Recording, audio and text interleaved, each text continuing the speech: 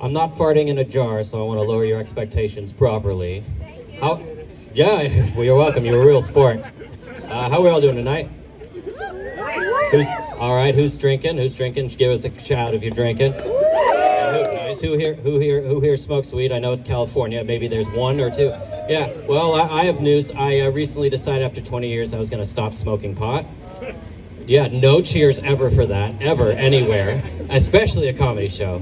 But unfortunately, the dispensary, there's one thing I need that they don't carry, which is a personality outside of smoking pot.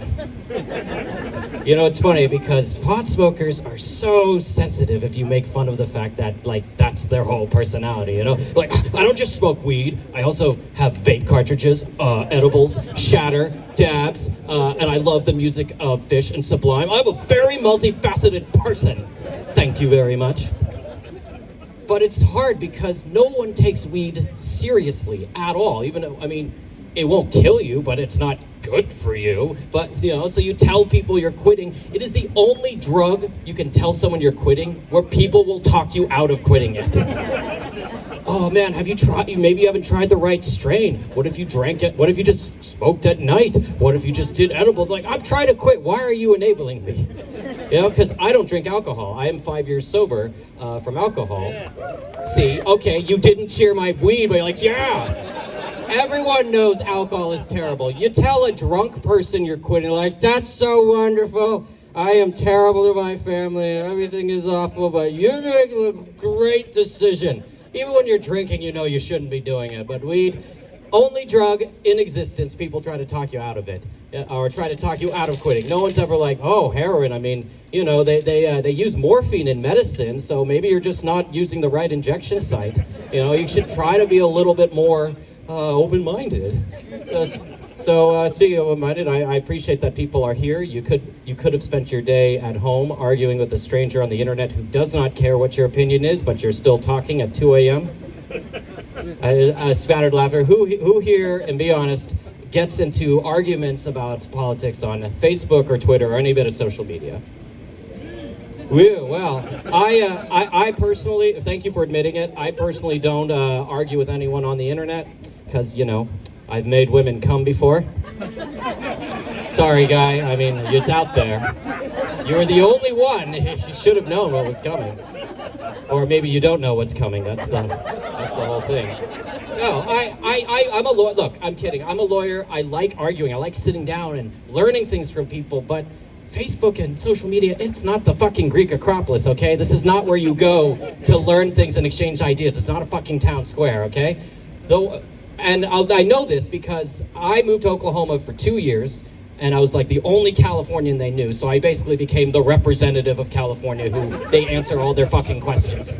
And this was the first online debate I had when I got to Oklahoma. All right, I don't know where your source is, but I can assure you the state of California did not just make it legal to give people AIDS. And I want to be clear that this isn't like a ho-ho, he's making fun of Republicans with such a ridiculous example. No, I had to sit down several people and explain in detail, no, we did not just make it legal to give people AIDS. Because there are people out there who are like, well, I can't just disagree with those liberals. They obviously want to give people AIDS. Well, thank goodness. Now I don't have to learn what a tax bracket is. This is great. No, but the big thing I hate about social media is it attracts conspiracy theorists. You know conspiracy theorists. They're the people who proudly proclaim, unlike you sheep, I don't believe everything I read, which is a very hollow proclamation from people who famously do not read. Oh, and I'll give you another reason why I hate conspiracy theories, aside from, you know, living in reality. I'm a Jew, I'm Jewish, and I don't know if you're familiar with Jewish history or all of history, but when it comes to conspiracy theories, we don't get top billing in them. We do not get heroic leading roles in conspiracy theories, okay? You know the game, 6 Degrees of Kevin Bacon. Every conspiracy theory is 6 degrees of, oh, come on, we all know it was the Jews. fart guy laughing a little too hard at that one.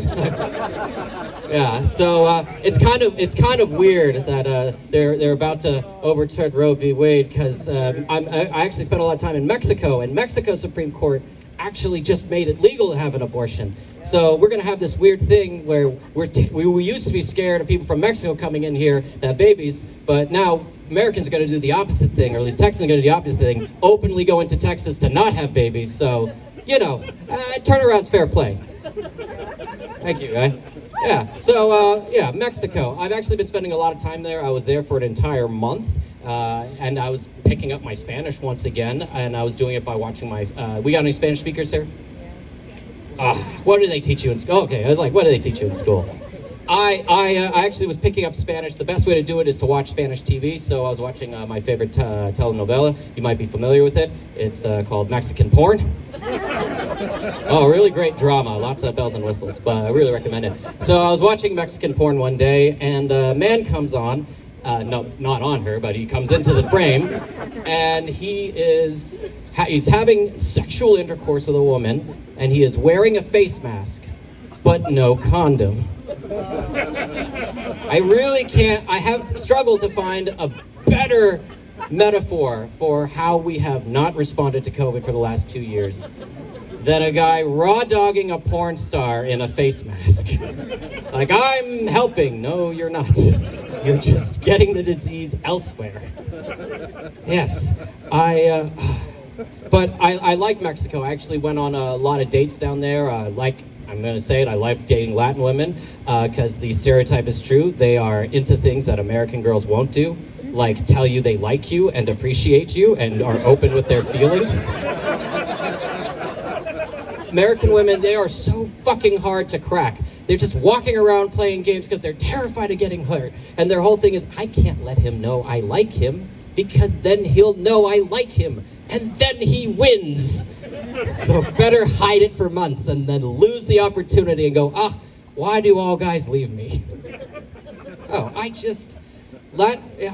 To give you an example, I went on dates with beautiful, accomplished Latin women in Puerto Vallarta when I was there for a month, and every single one within the first few minutes would say, Jordan, tú eres muy hermoso. Jordan, why are you laughing? That's Spanish. Jordan, you are very handsome, which is something that I'd never had happen before. The last time an American white girl told me I was handsome that quickly, it was immediately followed by, that'll be $60 for the lap dance. What I'm saying is, you all really need to get in touch with your feelings.